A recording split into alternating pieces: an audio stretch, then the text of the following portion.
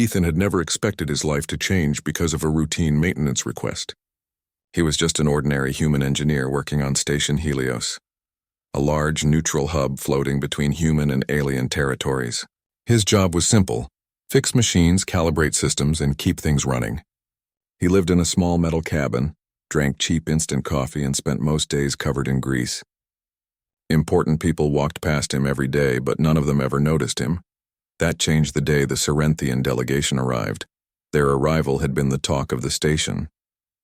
Cerinthians were a highly respected alien race known for their elegant technology and calm nature. Unlike other towering warrior races, Cerinthians were slender, graceful, and almost glass-like in appearance.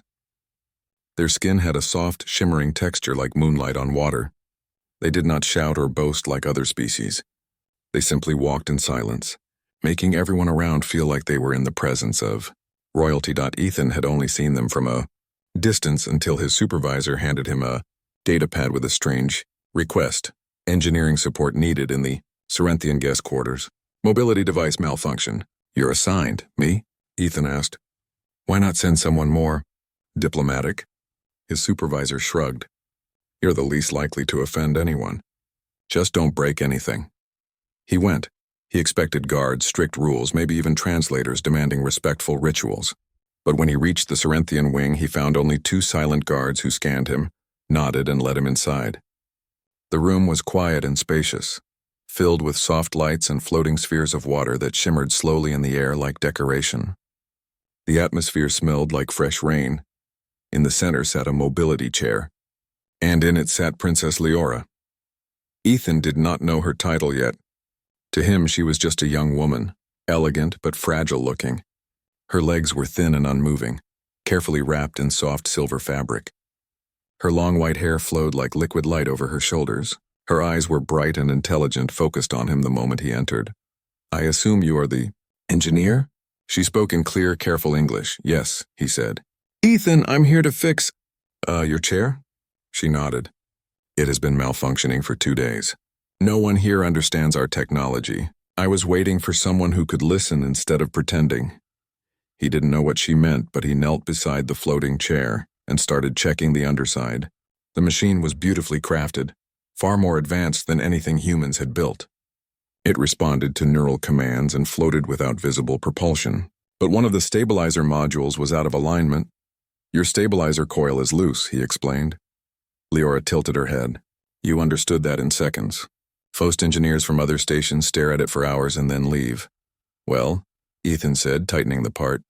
Everyone overthinks made-up rules. Machines don't understand respect or fear. They just need fixing. For the first time, she smiled. He finished the repair in less than 10 minutes. When the chair floated smoothly again, Leora looked genuinely relieved. She tested the controls, moving gently around the room. The floating spheres of water shifted as she passed, reflecting her calm expression. It feels lighter, she said.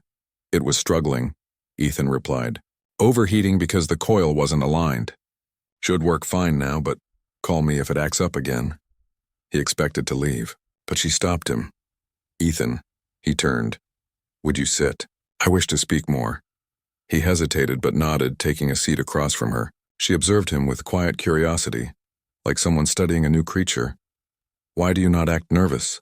She asked. Nervous? Ethan blinked. Should I be? Most humans bow, or stutter, or avoid eye contact. They apologize for existing near me. That sounds exhausting, he said simply. She stared for a moment before laughing softly. It is. He realized then that she was different, not just because she sat in a mobility chair, but because she carried herself with dignity despite it. She did not want pity. She wanted normalcy. And he treated her like a normal person without trying. After that day, Leora requested Ethan specifically whenever she needed help. It became regular. Sometimes he fixed her chair. Sometimes he brought her tools to adjust her communication tablet. Sometimes he just sat in her chamber while she watched old human movies, asking questions about strange Earth customs. Why do humans shout during weddings? She asked once while watching a romantic film. That's cheering, Ethan explained. They're happy. It sounds like war cries. It kind of is, he joked. Marriage is a long battle. She laughed so hard she almost rolled off her chair. The more time Ethan spent with Leora, the more he noticed things others missed. She was incredibly intelligent, speaking 6 languages and solving complex puzzles faster than any computer, but she was also lonely. Guards and attendants treated her with utmost respect, but none treated her as a friend except him. He didn't think much of it at first. He saw her as someone who needed help and company. He brought her small human snacks to try, like chocolate and potato chips. She gifted him delicate glass-like stones that glowed when held. She asked him about Earth, about oceans and forests, about thunderstorms and sunshine. "Have you ever stood in the rain?" she asked one evening. "Plenty of times," Ethan said. "What does it feel like?" "Like the sky is washing you clean." She closed her eyes as if imagining it. Ethan found himself enjoying her company more than he expected. She was calm in a way that made him forget the constant noise of the station. With her, time felt slower, peaceful. But while Ethan saw their bond as growing friendship, others around did not. He began noticing strange behavior. Cerinthian guards who once ignored him now bowed slightly when he walked past. Attendants whispered when he entered Leora's chamber. Even station staff began giving him curious looks, as if he had suddenly gained importance without knowing why. One day, Ethan delivered a new power cell for Leora's chair. When he entered, she was speaking with someone through a holographic communicator. The language was Cerinthian, but he recognized a few words from the translation device he had studied earlier. One word stood out: Chiron Tal. He didn't know its full meaning, but he remembered that when he read through the Cerinthian dictionary, Chiron Tal had been translated as bonded partner. He froze. Leora noticed his confusion and quickly ended the call. "You heard something?" "Maybe," he said awkwardly. "What's Chiron Tal?" She blinked. "You remembered that word?" "It stood out." She looked away. "It means something important." Ethan wanted to ask more, but she clearly wasn't ready, so he stayed silent, pretending nothing happened. But his mind wouldn't let it go. That night he lay in his cabin staring at the ceiling. Bonded partner? Were they talking about her? Were they talking about him? He shook the thought away. No, impossible. She was a princess. He was just an engineer. He had no status, no wealth, no noble background. There was no way. The next day, everything became very clear. When he arrived at Leora's chamber, the atmosphere was completely different. The lights were dimmed, soft music played, and strange floating petals drifted through the air. All the Cerinthian attendants were dressed in formal robes. Even the guards wore ceremonial armor. Leora was waiting in the center of the room. She was dressed in elegant silver fabric that shimmered like stardust. Her hair was braided with glowing threads. Her cheeks were slightly flushed, almost like she was nervous. "Ethan," she said softly, "please come." He approached slowly. "What is happening?" She looked down for a moment before meeting his eyes.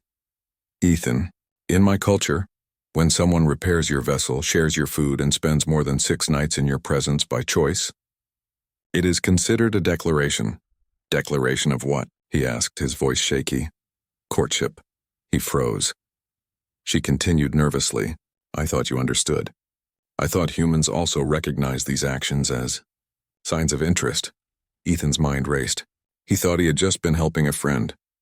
He had no idea his actions were being seen as romantic gestures, let alone formal ones. He swallowed. "Leora, I didn't know." She looked scared for the first time. "Do you reject it?" He opened his mouth, but no words came out. He saw the way her fingers trembled slightly on the armrest of her chair. She wasn't a princess in that moment. She was just a woman afraid of being unwanted. He didn't want her to feel that. He knelt down beside her chair. "I don't reject you," he said softly. "I just didn't realize." Her shoulders relaxed slightly. "I planned a small ritual," she whispered. "Only if you accept." He looked around. The petals, the music, the ceremonial robes. "Leora, was this supposed to be?" She nodded slowly. "A wedding?" Silence. Ethan stared at her in disbelief, then at himself, then at the setting. Everyone around them was watching silently, waiting, and he realized everyone had known except him. His heart pounded. He couldn't think straight. Marriage with an alien princess? Was that even possible? Was he even worthy? Would her people accept him? Would humans? Would this change his life forever? But then he met her eyes again, eyes full of trust, hope, fear. She had planned all of this not to trap him, but because she truly believed he might say yes. He didn't know what to do. But he knew one thing. He didn't want to hurt her. He took a slow breath. "Leora," he said gently. "Before anything, I need to know something." She waited. "Do you really want me?" "Not out of duty. Not because I helped you, but because I'm me." She stared at him, then smiled softly. "I chose you the moment you spoke to." Ethan stayed kneeling beside Leora's chair, feeling the weight of the moment pressed gently against him. He had never been in a situation like this where the boundaries between work, friendship, and something far deeper blurred so completely. Every instinct in him told him to retreat, to step back and think this through. But another part of him, the part that had laughed with her, shared late-night conversations, and seen the world through her curious eyes, told him to stay. He looked at her, and she looked back with a mixture of hope and anxiety. The ceremonial room was silent, except for the soft hum of hovering lights and the delicate scent of floating petals. Even the Cerinthian attendants and guards, normally silent and stoic, held their breath as if the outcome depended on him. I don't know what to say," Ethan admitted honestly. "This is all Malat. I never thought something like this could happen to me." You planned all of this?" Leora's hand trembled slightly as she reached for the edge of her chair. Yes, I planned it. I wanted to follow our traditions, but I also wanted you to have a choice. I wanted you to understand my feelings before anyone else pushed this forward. I thought you would have noticed sooner." Ethan chuckled nervously, not exactly the kind of hint a human would catch. "I thought you just liked me as a friend." Her lips curved into a small, shy smile. Friendship was never enough. He took a deep breath. The thought of accepting this, of stepping into a future so unlike anything he had imagined, was terrifying. But it was also exhilarating. She had chosen him, not for wealth, not for status, but because of how he had treated her. That was more than anyone could hope for in a lifetime. "Okay," he finally said, his voice quiet but steady. "I need to know. This is serious, right? You really want me here?" "Yes," she whispered, her voice almost breaking. "I have never wanted anything more." Ethan felt his chest tighten with emotion. He reached out, careful not to overstep, and held her hand. It was small and delicate, yet there was a strength in her touch that he had not expected. "Then, if you're willing to wait for me to understand everything, I will try. I want to be here with you." Her eyes shone like stars as she nodded. The tension in her body relaxed for the first time since he had arrived. The attendants quietly shifted, some bowing slightly, recognizing that he had accepted the unspoken agreement of the ritual. The guards, too, stood a little straighter, their faces unreadable but respectful. Ethan spent the rest of the day learning more about the Cerinthian traditions. Leora explained them patiently, showing him the meaning of various gestures, symbols, and customs. The ritual he had almost walked into blindly was actually a series of subtle acts that demonstrated mutual respect, understanding, and choice. He marveled at how deeply thought out everything was. Every petal, every floating light, every small music note was carefully placed to convey meaning. It was breathtaking. As the evening fell, Leora asked him to sit beside her while she shared stories of her childhood. Ethan listened intently as she spoke of her first lessons in diplomacy, her struggles with her condition, and the quiet moments she cherished watching stars outside the palace windows. There was an honesty in her voice that made Ethan feel like he had known her far longer than a few weeks. "I always wondered," she said softly, "if someone could see me for who I am, not for what I am. Most people see the chair, the weakness, the title. But you saw me." Ethan smiled, feeling warmth spread through him. "I think everyone deserves to be seen for who they are. I just got lucky that I saw you before I knew all the rules." Leora laughed lightly. "Luck, perhaps. Or fate." Over the next few days, Ethan and Leora spent more time together. He helped her navigate technical adjustments in her chair and assisted with her language studies, but they also shared small adventures. He showed her how to grow small plants in a corner of the chamber using nutrient pods, and she taught him about Cerinthian star maps, pointing out distant worlds and telling their stories. Every shared activity deepened their connection. Despite the joy, Ethan could not ignore the reality of the situation. Marrying an alien princess, even in her culture, would change his life forever. He would leave behind his simple existence, his friends, and his comfortable routines. He would step into a world filled with political expectations, alien traditions, and public attention he had never wanted. One evening, while walking with Leora in a garden created inside the station, he voiced his concerns. "I don't know if I'm ready for all this," he admitted. "I like being here with you, yes, but there's so much I don't understand. And once we go further, everything changes." Leora stopped and looked at him. Her expression was calm but serious. "Ethan, I know, and that is why you must have a choice. I cannot force you. But I can tell you this, what I feel for you is real. It is not because of duty or ceremony. It is because of you, and that will never change. You can walk away and I will respect it. But I hope you will stay." Ethan looked at her, the floating lights reflecting in her eyes. In that moment, he realized that staying with her was not just about accepting a role. It was about sharing life with someone who truly understood him. "Then," he said finally, "I want to stay. I want to try, even if I don't know everything yet." Leora smiled, a mixture of relief and happiness that made Ethan's chest ache. They spent the rest of the night planning simple steps for their future together. She showed him the palace's quiet spaces where they could be alone, the gardens where she liked to spend her mornings, and the library filled with ancient texts. Each place held a story, and each story became theirs to explore together. As weeks passed, their relationship grew naturally. Ethan learned to understand Leora's needs not just as a princess or someone with a disability, but as a partner. He adjusted his habits, thinking of ways to make her life easier without taking away her independence. She in turn trusted him with her thoughts, dreams, and even small fears she had never shared with anyone else. Station Helios became their shared world, a small bubble where they could exist as themselves. People around them noticed the change in Leora. She was happier, more confident, and her laughter filled spaces that had once been silent. Ethan noticed changes in himself too. He had never considered that he could feel so deeply for someone he had only just met, or that someone could feel the same way for him. One morning, as the twin suns rose outside the station's observation dome, Leora presented Ethan with a small object. It was a delicate ring-like device not made of metal, but of a crystal that seemed to hum gently in his hand. "This," she said softly, "is a symbol in my culture. It is not a ring as you know it, but a bond marker. It represents our agreement, our choice to be together. I want you to wear it, not because of ceremony, but because of us." Ethan studied the crystal, feeling its light pulse against his palm. He nodded slowly. I would be honored." They placed the bond markers on each other's hands. It was a small gesture, but for them, it held immense meaning.